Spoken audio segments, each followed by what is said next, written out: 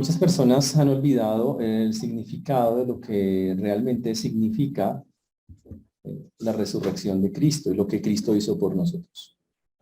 Por lo tanto, hoy vamos a tener un tema muy diferente. A Santiago continuaremos la próxima semana con los dos servicios trabajando de manera directa. Pero hoy vamos a tener un paréntesis, si lo puede usted ver así. Un paréntesis que nos ayude a entender lo que Dios nos está enseñando a través de lo que hizo en una semana como la que el mundo llama santa, pero que no tiene nada de santa. Por eso vamos a orar, vamos a pedirle al Señor que nos diga, nos enseñe lo que vamos a ver hoy. Amén. Padre precioso, te damos gracias porque tú eres bueno, Señor, y para siempre es tu misericordia. Te agradecemos porque hasta que nos has traído y has sido bueno con nosotros. Tú nos guías y nos acobijas y nos acompañas. Te damos gracias, Padre, porque como lo veremos hoy, tú hiciste tantas cosas por nosotros. Tantas, Padre precioso. Por eso te rogamos, te suplicamos que tengamos un corazón humilde para recibir tu palabra y para que podamos, Señor, glorificarte y exaltarte. Rogamos, Señor, por todos los que nos escuchan, por un corazón que sea dispuesto, humilde para asimilar las verdades y para poder practicarlas. Te rogamos, Señor, que nos limpies en pensamientos, palabras, acciones de todo aquello que impida que pueda ser así. Ten misericordia de todos los que nos escuchan, de todos nosotros, y de tu siervo quien habla, pues lo pedimos en Cristo Jesús. Amén. Y amén. Se llama las promesas de Dios. Las promesas de Dios. Déjeme comenzar diciendo que de tal manera amó Dios al mundo que dio a su Hijo unigénito para que todo aquel que en él crea, para que quien en él crea no perezca, sino que tenga vida eterna. Como dice Juan 3:16. Para que todo aquel que en él cree no se pierda, mas tenga vida eterna. Es un versículo de los que más conocemos, pero cuando entendemos una semana como la que vamos de pasar, estamos en una semana que debería recordarle al mundo, obviamente eso es mucho pedir, pero debería recordarle al mundo las promesas cumplidas de Dios. El Señor envió a su Hijo para que todo aquel que en él crea no se pierda, mas tenga vida eterna. Y déjenme decirle otros versículos que dicen exactamente lo mismo y que están a lo largo de toda la Biblia. Como por ejemplo 2 Corintios 5:21, que dice, no tienen que anotar, solo anoten las citas, yo les digo acá los textos, que dice, al que no conoció pecado por nosotros lo hizo pecado para que nosotros fuésemos hechos justicia de Dios en él. Eso son cosas de él. ¿Y qué tal ese que dice, pero Dios demostró su amor para con nosotros en que siendo aún pecadores Cristo murió por nosotros, como dice Romanos 5:8? ¿Y qué tal el 1 Juan 4:10, cuando dice, en esto consiste el amor, no en que nosotros hayamos amado a Dios, sino que Él nos amó a nosotros primero y envió a su Hijo en propiciación por nuestros pecados? Uy, qué chévere. Cuando llegamos a este punto, tenemos que entender y hablar hoy para poder entender lo de la resurrección del carácter de Dios. Porque viene en un paquete completo. La resurrección del Señor y sus promesas vienen en un solo paquete. La humanidad estaba perdida. ¿Cómo uno puede ser dos cosas a la vez? ¿Cómo puede ser uno a la vez justo? ¿Y cómo puede ser a la vez amoroso? ¿Cómo puede Dios decir que ama a la humanidad y a la vez castigarla? De eso se trata el asunto. ¿Puede acaso un Dios santo pasar por alto nuestras faltas? Y la respuesta es, ¿puede un Dios amable castigar nuestras faltas? Suena como que no. Y uno dice, pero ¿cómo puede hacer eso? Y solamente hay una manera, y el Señor encontró la manera de hacerlo. Y esa manera se llama la cruz. La cruz. Aquella que durante esta semana la gente, no, que lo crucificaron, que estuvo en la cruz. Y las cruces las vemos por todos lados. Usted mira a cualquier lado y va a ver una cruz. En las lápidas de los cementerios, en las capillas, en un anillo, en una cadena. Puede que usted esté cargando una acá, ¿no?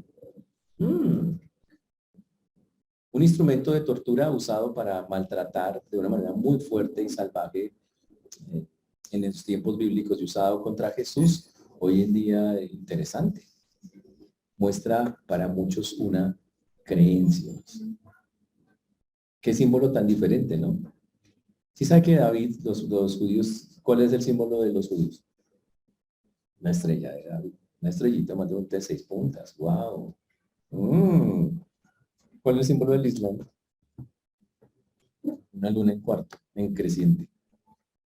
En el budismo, una flor de loto. Y nosotros que tenemos una cruz. Un instrumento de ejecución, ¿no? Interesantísimo eso. Es como ponerse una silla eléctrica en el cuello, algo así. Es algo así. Algunos han llevado al extremo de hacerse la señal de la cruz. Cuando la cruz es muerte. Qué interesante. No, yo solo estoy diciendo datos de eso. Pero para muchos la cruz es un símbolo. Ojo con eso. No es algo de adorar. Por eso usted aquí no ve que normalmente tengamos una. No es algo de idolatrar. Pero para el cristiano es un símbolo muy importante que viene pegado a la resurrección. La cruz es donde Dios perdonó a sus hijos sin rebajar sus estándares. La cruz es el lugar donde Dios decidió perdonar a sus hijos sin rebajar nada de su justicia. Eso es la cruz y eso es una cosa...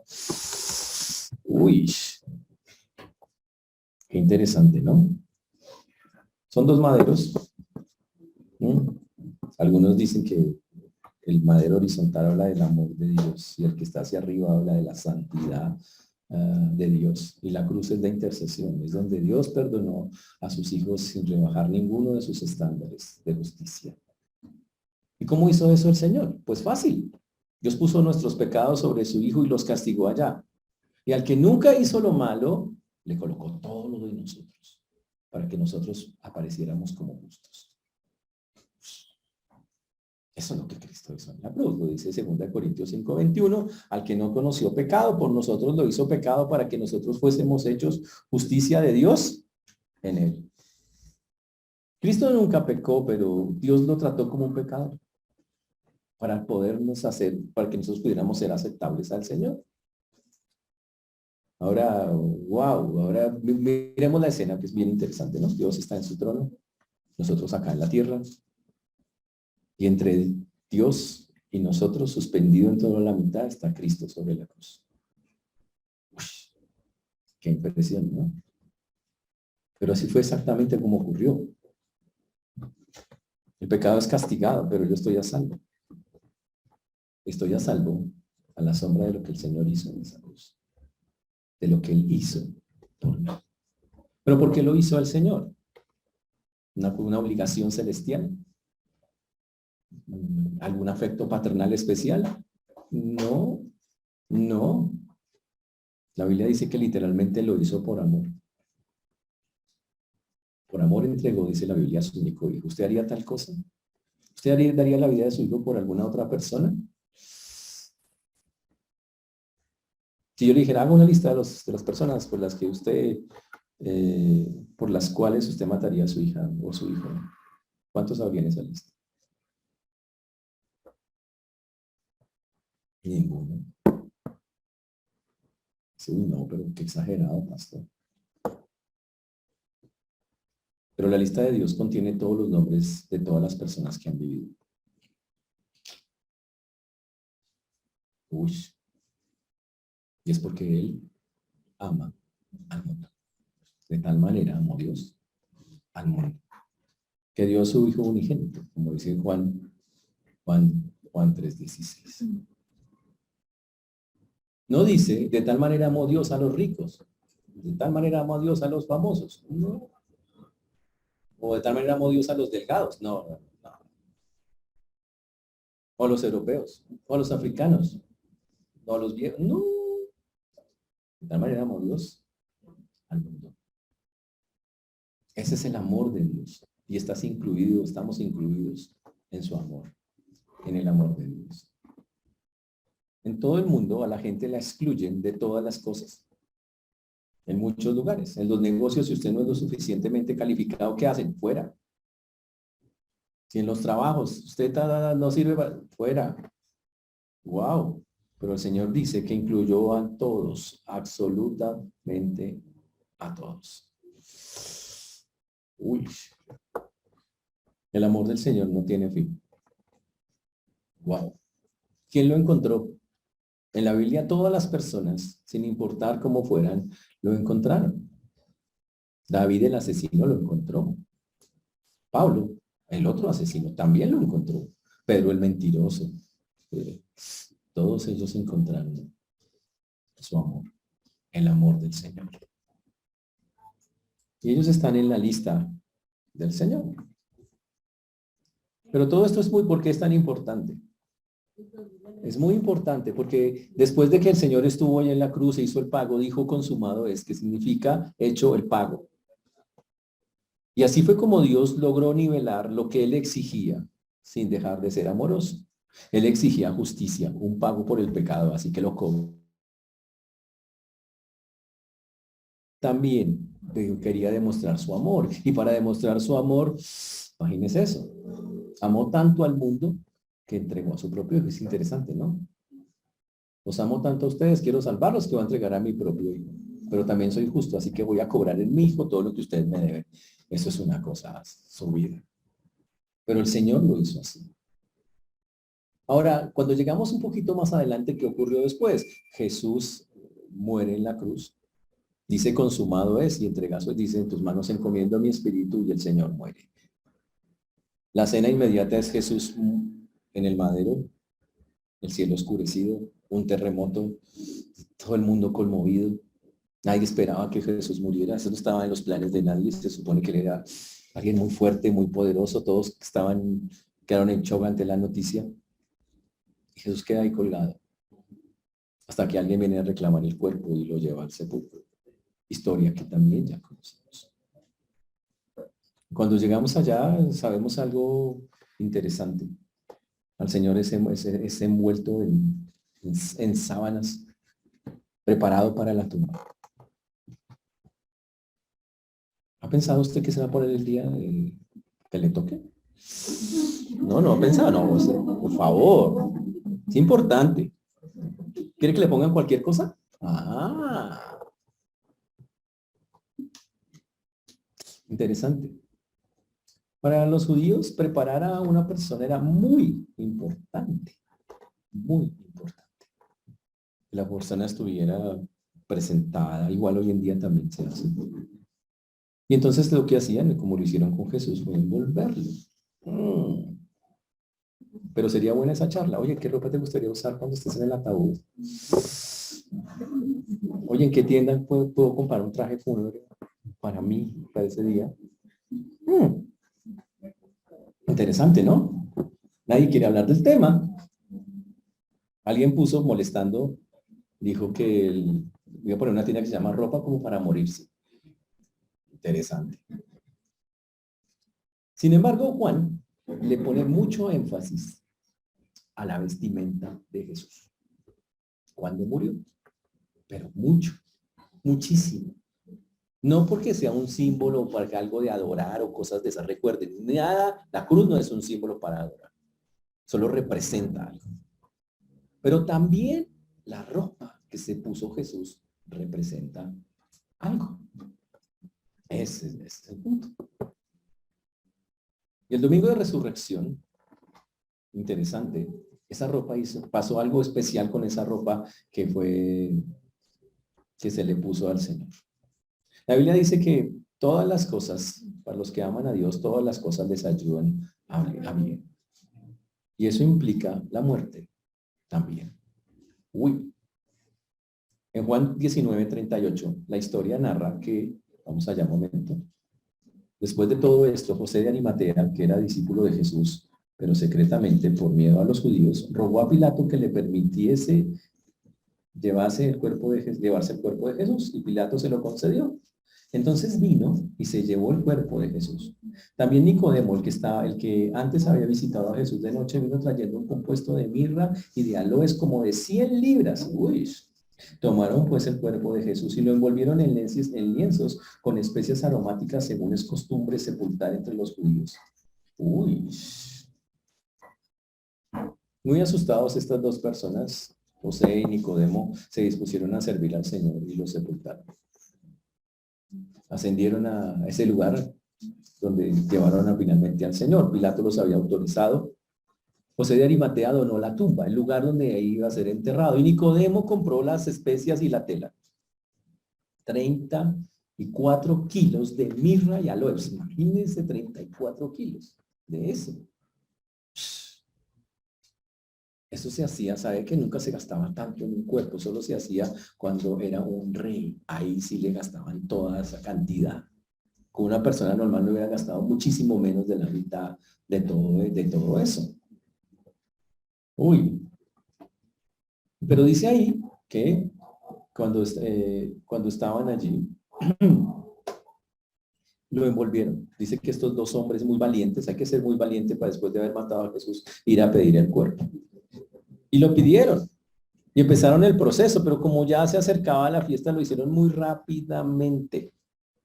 Y muy rápidamente significa que no lo hicieron con toda la delicadeza, no pudieron gastarle todo el tiempo, ni todas las horas, lo que normalmente se hacía. Un embalsamamiento toma mucho tiempo.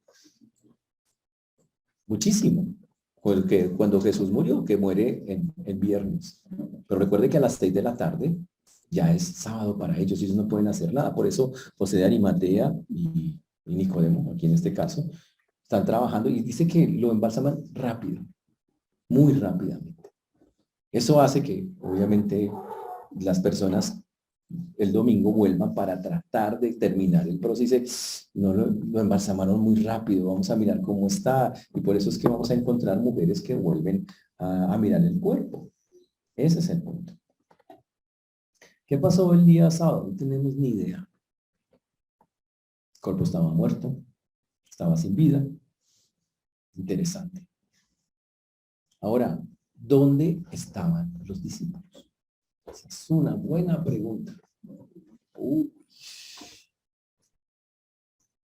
Y lo más interesante es que la verdad no estaban esperando la resurrección de Cristo. Interesantísimo eso. No la estaban esperando, aunque Jesús la profetizó muchísimas veces, muchísimas, montones de veces fue profetizada. Pero cuando nosotros miramos la escena que está en Juan 20, versículo 2, dice que María Magdalena fue la primera que llegó a visitar la tumba.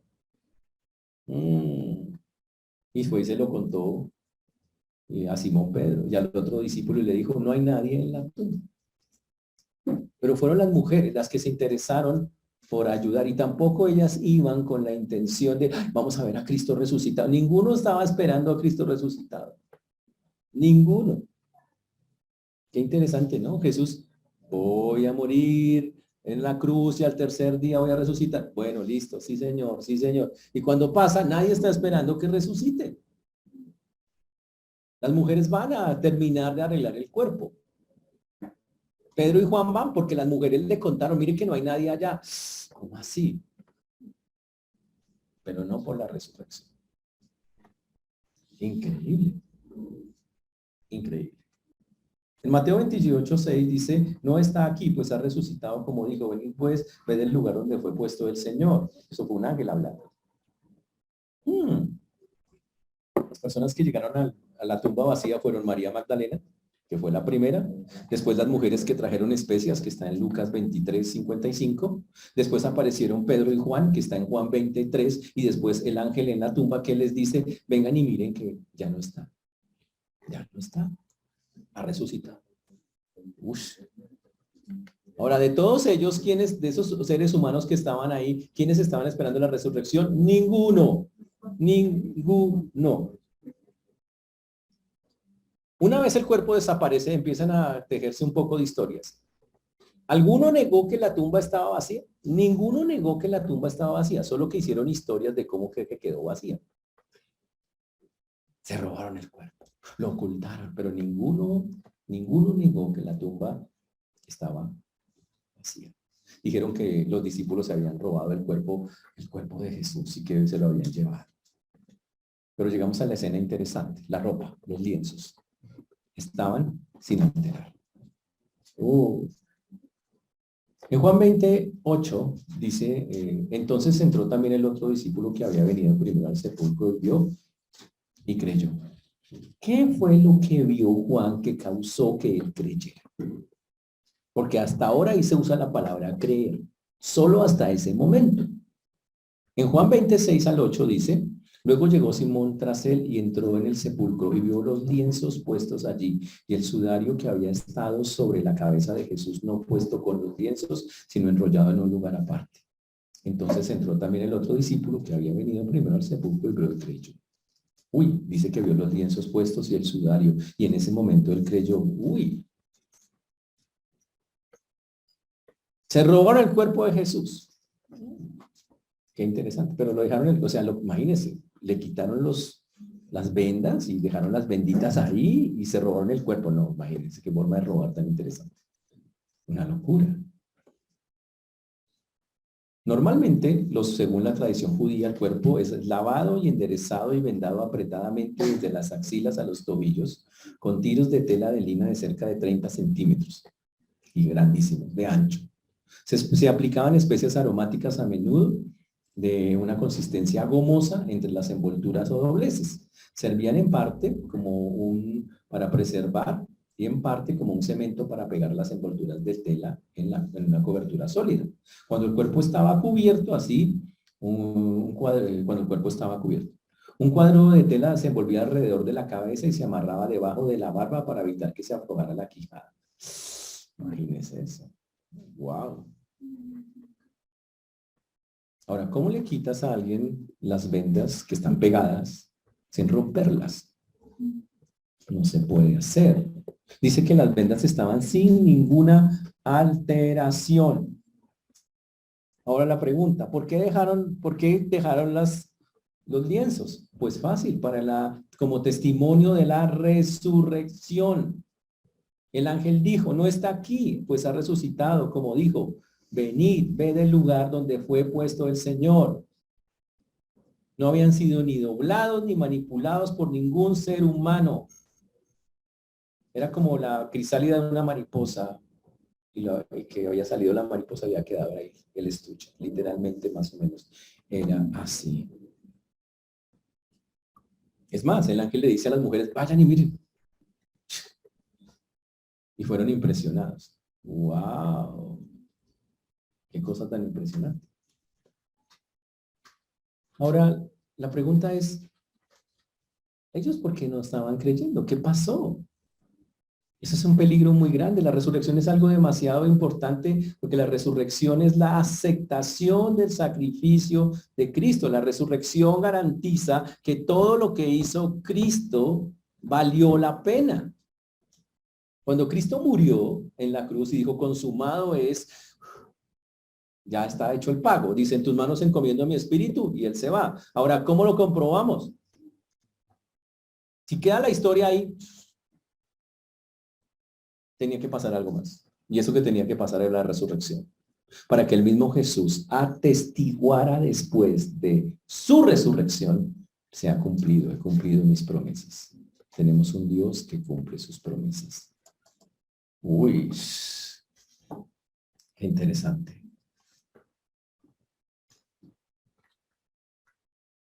Pero algunas personas, muchas en ese tiempo, no esperaban la resurrección. Y tal vez la culpa la tiene el sábado. Jesús, recuerden, muere a las 3 de la tarde. El día judío comienza a las 6 del viernes de nosotros. Pero para ellos ya es sábado.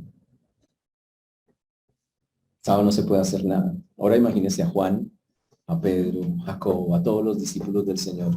¿Qué hace usted cuando su maestro está en la tumba?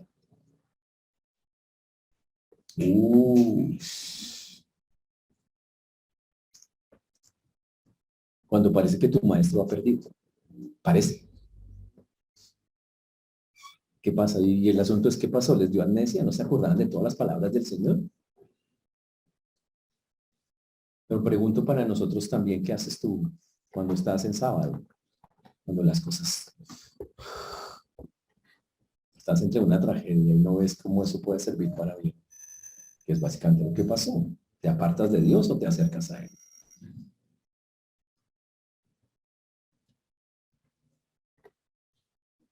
Juan decidió quedarse. Recuerden que Juan fue uno de los poquitos que se quedó en la cruz, el único, al ladito de María. Interesantísimo eso. ¿Y los demás?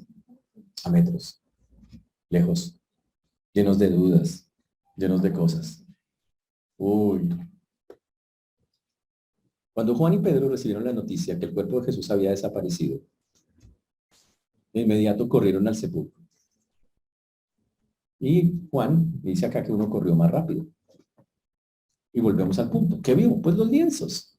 El sudario puesto alrededor de la cabeza de Jesús, doblado y dejado cuidadosamente en un lugar. Vio los lienzos.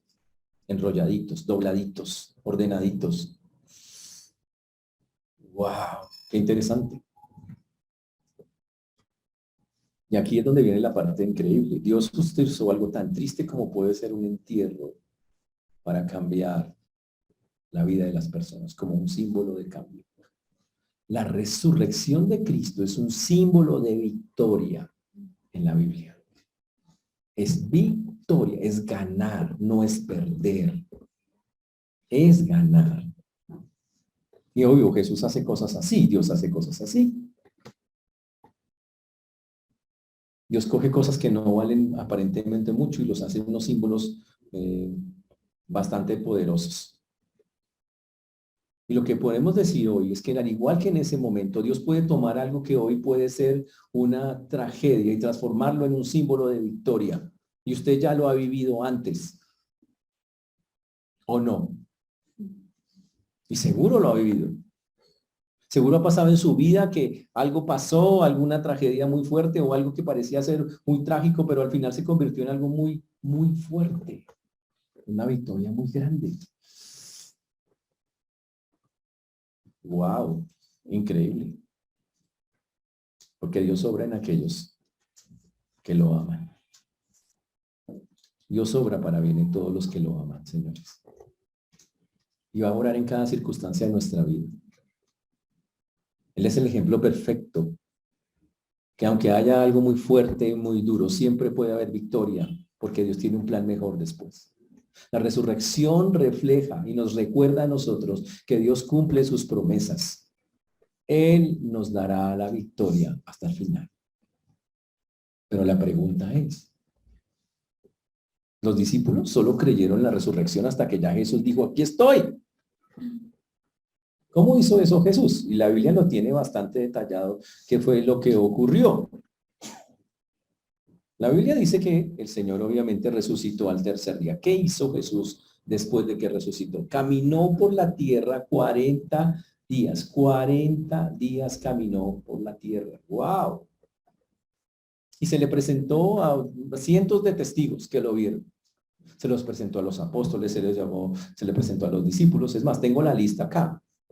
Primero se le presentó a María Magdalena, después a las mujeres regresando del sepulcro, después a Pedro, después a los discípulos en el camino de Maús, después a 10 apóstoles cuando no estaba Tomás el incrédulo, después a 11 apóstoles con Tomás presente, después a 7 apóstoles junto al mar de Galilea, después a más de 500 personas, después a Jacobo, después a los 11 apóstoles en Galilea, a los apóstoles en la ascensión y a último a Pablo. Y a todos se los presentó el Señor. Y a todos que les recordó, yo cumplo mis promesas. ¿Se acuerdan el camino de Maús? Los discípulos de Jesús caminando todos achantados. No, terrible, se murió. Dicen que dicen, imagínense, todavía ya había resucitado. Ellos decían, dicen que resucitó. Wow. Y él les dice, ¿no decían eso las escrituras? ¿No estaba profetizado? ¿No? Y cuando ya cayeron en cuenta, se les desapareció de la vista. Oh, Jesús cumple sus promesas. El propósito principal de hacer esto era convencer a sus discípulos de que estaba vivo y que era la prueba suprema de que era el Mesías, el Hijo de Dios. Ese es el punto. La Biblia dice, apareciéndoseles durante 40 días y hablándoles acerca del reino de Dios, Hechos 1:3. No fue para molestar a las personas y decir, asómbrense, estoy vivo. No, no era para ninguna de esas cosas. No, no.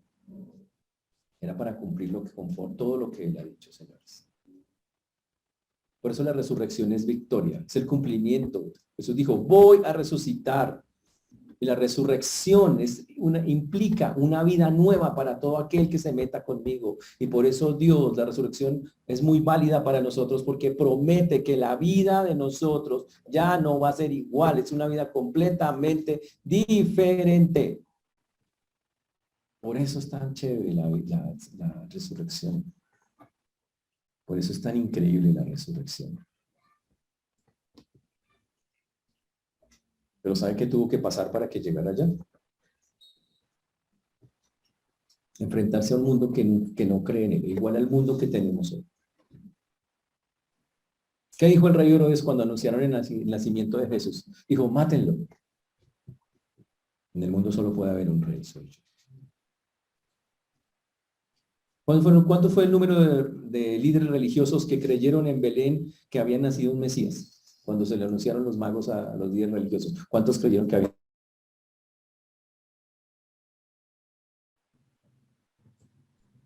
¿Quiénes fueron las únicas personas que creyeron en Jesús cuando llegó a la tierra? Unos pastorcitos de Belén que cuidaban ovejas de noche. Interesante, ¿no? ¿Qué decía la gente? Que lo que se decía de Jesús en las calles de la ciudad cuando él afirmaba haber sido enviado por Dios. ¿Y se ha visto a su primo? Está como loco. Es lo que decían de Jesús. La reacción de la gente de la ciudad de Jesús. Apedréenlo. La misión de los hermanos de Jesús al principio. Métanlo preso, mi hermano. Algo le pasó. El número de discípulos que Jesús reclutó. Oficiales, 70. El número de discípulos que lo defendieron ante las autoridades. 0.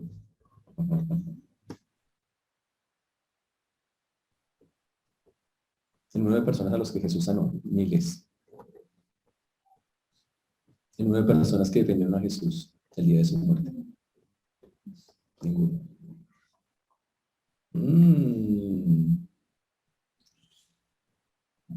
Las veces que Jesús profetizó que volvería a la vida después del tercer día de haber muerto. ¿Qué saben eso? 3. El número de apóstoles que escucharon esa profecía. Todos. El número de apóstoles que esperaron ante la tumba para ver si se cumplía lo que había dicho. 0. Ninguno se paró. El número de seguidores que creyeron la resurrección antes que ocurriera.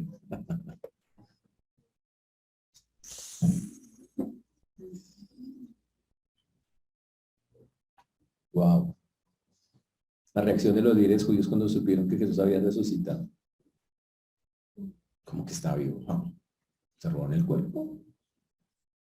Y la respuesta de otro líder religioso. La Biblia dice, un gran número de sacerdotes judíos creyeron y obedecieron. Hechos 6:7. Wow.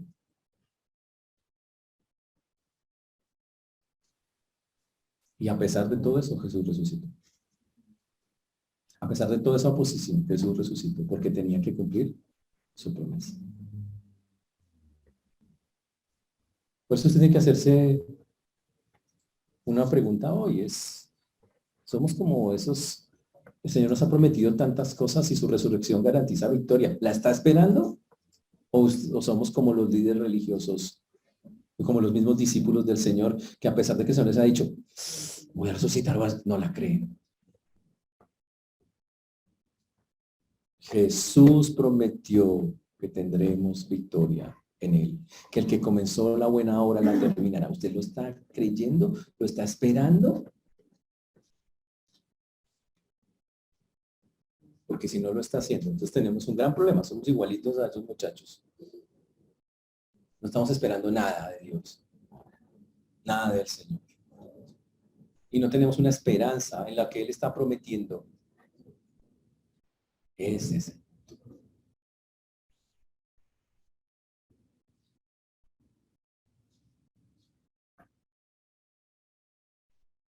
La cruz ya está vacía, señores. Jesús ya no está ahí. La tumba está vacía. Jesús tampoco está ahí. Jesús decidió habitar ahora en los corazones de aquellos que creyeron y que creen en él. Esa fue su promesa, que viviría en los corazones de aquellos que confiaran en él. ¿Usted ya confía en él como su Salvador? Y lo más increíble es que aunque la muerte es un tema muy duro, muy doloroso, gracias a la muerte de Cristo hoy tenemos victoria. Y sobre todo gracias a su resurrección tenemos la confirmación de que Dios aceptó el pago que se hizo por nuestros pecados. Por eso en una semana como hoy, donde todo el mundo quiere usarla para otras cosas, la mayoría del mundo quiere usarla para otras cosas, menos para pensar en Dios y en lo que Él hizo, sino más bien como para descansar humanamente hablando. Perder el sentido de lo que es la resurrección de Cristo, de lo que es la cena, de lo que es la cruz, y perder la resurrección es algo que no debe pasar. Podemos, como vemos las cosas, decir que en los próximos años será peor. No vamos a ver a la gente acercándose más a Dios o pensando en Dios durante una semana como estas. Al contrario, nuevo plan turístico. Mira, lo que nunca habíamos hecho en Semana Santa va a salir ahora. ¡Utilízalo! Un cristiano no está sometido a unos días para Dios, pero tampoco un cristiano debe olvidar lo que hizo Dios. Y eso sí es un gran problema. Todos los días son del Señor. Y todos los días nosotros deberíamos tener eso bastante claro. Tenemos un compromiso con el Señor. Un compromiso con Él. La sangre que se derramó no era una sangre de hombre, era la sangre de Dios.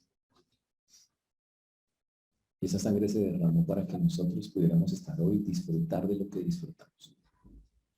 Pero lo que no puede pasar es que nos olvidemos. No olvidemos qué significa cada cosa que ha pasado. No para una semana como esta, sino para la vida.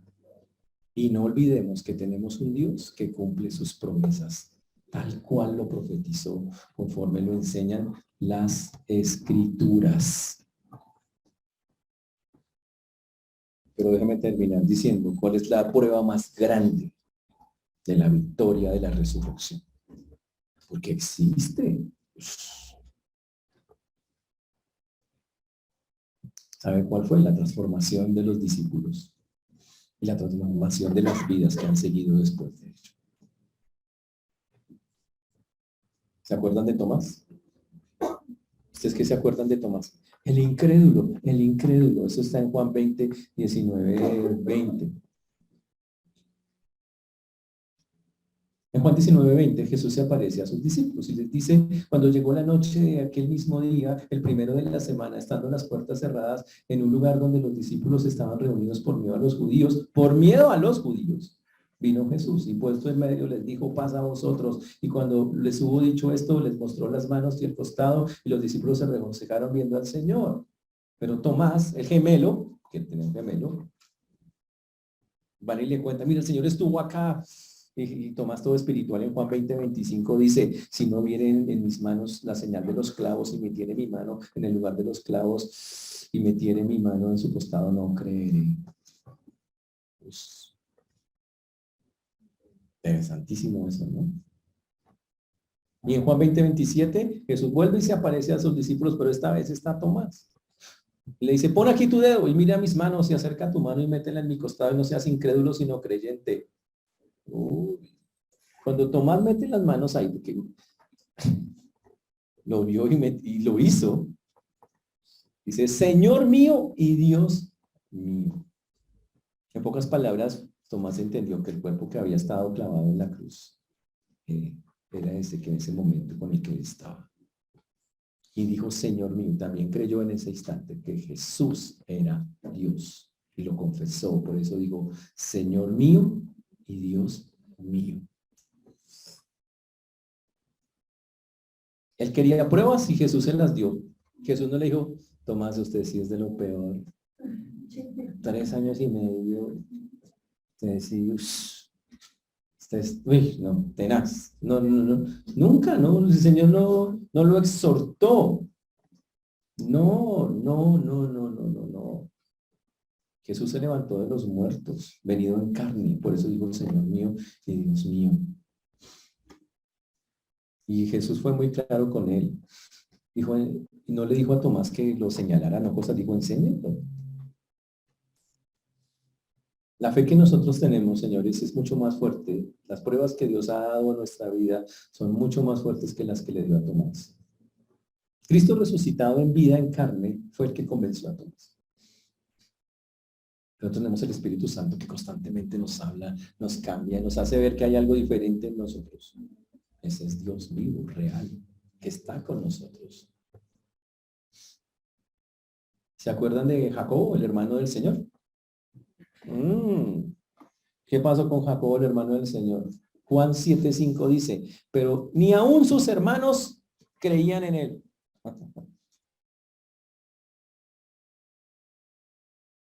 Imagínense eso. Por eso Jesús dijo, nadie es profeta en su propia tierra, porque ahora los hermanos dijeron, pero si nosotros jugábamos todos los días juntos. Y todos los días andamos con él y todos los días en la casa y lo conocemos y ¿cómo así que es el Mesías? Pero ellos no cayeron en cuenta que Jesús no pecó, que Jesús fue diferente. Y sus hermanos no creían en él. Pero en Hechos 1:14 dice, todos estos perseveraban unánimes en oración y luego con las mujeres y con María, la madre de Jesús, y con sus hermanos. Uy. Y estaban esperando la venida del Espíritu Santo. ¡Wow! ¿Qué los cambió? La resurrección. Convencerse que había pasado. Pedro, el Señor emociona. Pedro siguió, de primero dijo que iba a morir por él. Atrapan a Jesús y Pedro empieza a seguirlo de lejos y se va al patio del sumo sacerdote. Y por miedo, dice el texto, negó a Jesús. Eso está en Marcos 14, 66 al 72. En Marcos 14 dice el texto, estando Pedro abajo en el patio, vino una de las criadas del sumo sacerdote y cuando vio Pedro que se calentaba mirando, le dijo, ¿tú también estabas con Jesús el Nazareno? Mas él dice, no le conozco, ni sé lo que dices. Y se cantó el gallo. Y la criada otra vez, viéndole otra vez, comenzó a decir a los que estaban allí, este es de ellos, pero él negó otra vez. Y poco después los que estaban allí dijeron otra vez a Pedro, verdaderamente tú eres de ellos, porque eres Galileo y tu manera de hablar es semejante a la de ellos. Entonces comenzó a maldecir y a jurar, oiga eso, y a jurar, no conozco a tal hombre, a este hombre de quien habláis. Pero el gallo cantó por segunda vez. Entonces Pedro se acordó de las palabras de Jesús, que le había dicho antes de que el gallo cante 2 veces me negarás 3. Y pensando en esto, lloraba.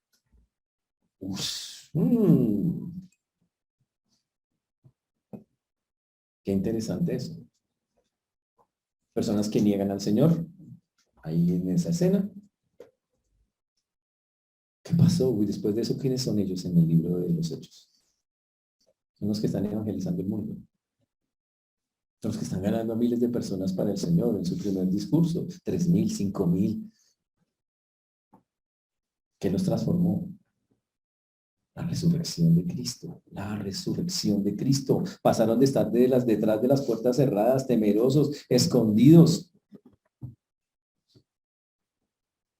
a conquistar el mundo. Como lo hizo Pedro en Hechos 2:22.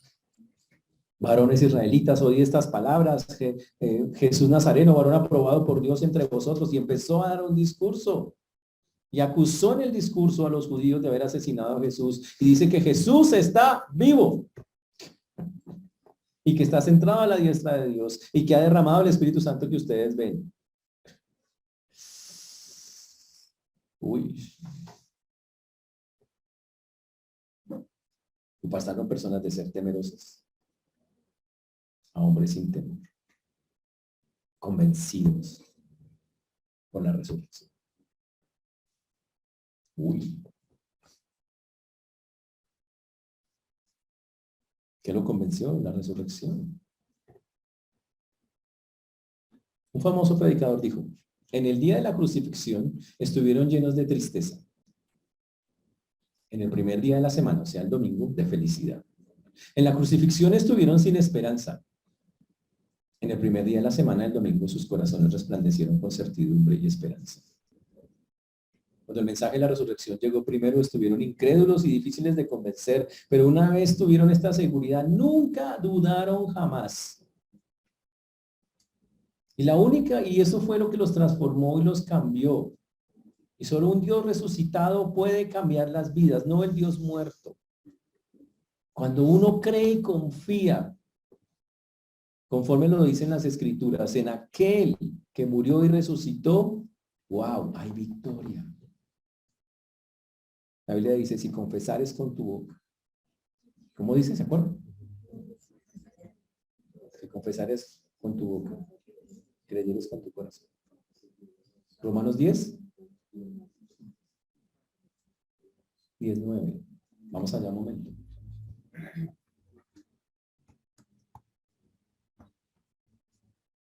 Si confesares con tu boca que Jesús es el Señor y creyeres en tu corazón, ¿qué cosa creyeres? Que Dios le levantó de los muertos. Serás salvo. Señores, la base de un cristiano debe tener absolutamente claro, supremamente claro, la importancia de creer en Jesús, de un Jesús que está vivo. Un Cristo muerto no nos cambia la vida, un Cristo vivo la transforma. Y lo hizo con estos hombres cuando resucitó y lo va a hacer con nosotros. Por eso quiero preguntarle si esas verdades están claras en usted. Si solo hay religión en la vida de nosotros, el cambio no se da porque solamente, ay, sí, Cristo resucitó, pero ¿entienden la profundidad de eso? Es tan valioso que la Biblia nos llama la atención en que cada uno de nosotros vivamos bajo ese precepto. Que entendamos que el Señor nos dio una vida nueva. Cuando celebramos el bautismo, cuando los que se han bautizado en Cristo Jesús, ¿qué se celebra? Que Cristo murió y resucitó. ¿Para qué? Para darnos una vida nueva. Señores, la resurrección es de las cosas más increíbles que hay. Y es la garantía, uno, que Dios desde el cielo aceptó el pago hecho por el Señor, pero dos, que nosotros podemos tener una vida victoriosa con Él. Y aunque las Semanas Santas sigan viniendo, que van a pasar algunas seguramente, cada vez más humanas, más alejadas de lo que significa realmente en la Biblia el cristiano, y les pido eso, hermanos, el ruego y la exhortación en esta mañana es eso. No olvidemos que es para un creyente esos hechos, no la Semana Santa, los acontecimientos que Jesús vivió durante ese tiempo. La cruz, la crucifixión, su muerte, pero sobre todo su resurrección. Y la promesa, es que ese es el punto. La promesa final de Jesús fue, así como yo muero y resucité, un día ustedes van a morir, pero también van a resucitar conmigo. Y el Dios que siempre cumple sus promesas también lo va a hacer con cada uno de nosotros. Pero si su vida hoy no tiene victoria, si su vida hoy eso no tiene algo que lo anime, que lo mueva, agarrémonos de eso que el Señor nos ha enseñado. Eso es su garantía. La promesa ahora viene para nosotros. Vamos a ser resucitados juntamente con Él. Vamos un día a tener un cuerpo glorificado conforme el Señor nos dijo, así como dijo, Él era las primicias de los que durmieron, dice la Biblia. El primero de muchos que despertaron. Nosotros también vamos a despertar. Pero mientras tanto, la Biblia dice, tenga una vida victoriosa en esta tierra. Nunca olvide cada una de las cosas que hizo el Señor y póngale el significado correcto, a pesar de que estas semanas santas que la gente llama, no tengan nada de eso. Estamos llamados a eso. Termino diciendo que cuando Jesús subió al cielo prometió un día volver. Esa es otra de sus promesas. Que como creyentes estamos esperando que eso ocurra. Y que anhelamos que ojalá pase rápido. Pero para que eso pase y usted sienta ese anhelo, usted tiene que tener claras todas esas verdades y decir, sí, yo quiero que ocurra. Porque entiendo que Dios lo prometió, porque entiendo que Él desea que así sea. Porque el deseo de Dios es que yo anhele su venida. Es más, Él enseñó a orar y dijo, oren diciendo que venga tu reino.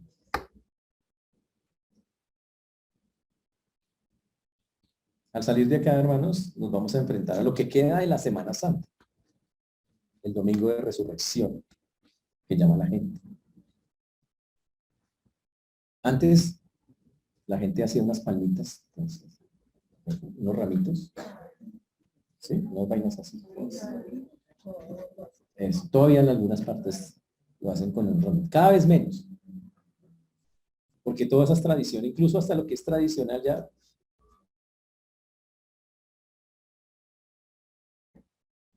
Pero yo les pido que celebremos la resurrección de Cristo cada día. Y la forma de hacerlo es teniendo una vida que lo glorifique. Y donde tengamos muchas victorias y se las demos y le demos la gloria y la honra en cada una de ellas. Amén. Dámonos de pie, vamos a ver. Señor Dios, te damos gracias porque tú eres bueno, Señor, y para siempre es tu misericordia.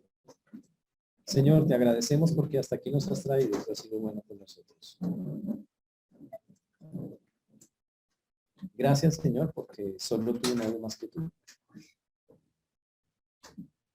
Es quien hace, quien hace. Gracias porque tú, Señor, lograste finalmente encontrar el equilibrio entre la justicia y el amor. Gracias porque el costo fue muy alto, Señor. Que te subieras a una cruz y murieras por nosotros. Que derramaras tu sangre y que pusieras tu cuerpo, Señor, para molerlo por nuestras rebeliones. No tenemos cómo pagarte eso, Señor. Pero también gracias, Señor, porque la historia no terminó ahí. 3 días después resucitaste. Caminaste por esta tierra 40 días para atestiguar que tu resurrección da victoria, para confirmar y mostrar que podemos confiar en que cumplirás todas y cada una de tus promesas. Y que gracias a ellas hoy podemos estar escuchando tu palabra. Porque un día fuimos alcanzados, Señor, por muchos que creyeron. Te ruego, Señor, que lo que escuchamos hoy nos ayude a entender que la vida tiene que tener victoria en Cristo, que hay victoria en el Señor, que cada cosa que hiciste tiene un valor incalculable, que nunca menospreciemos, rebajemos o despreciemos el sacrificio tuyo en la cruz, sino que por el contrario sea algo que nos anime a vivir unas vidas como las que tú pides. Por eso hoy dejamos en tus manos esto que hoy hemos escuchado, en el nombre de Jesús. Amén.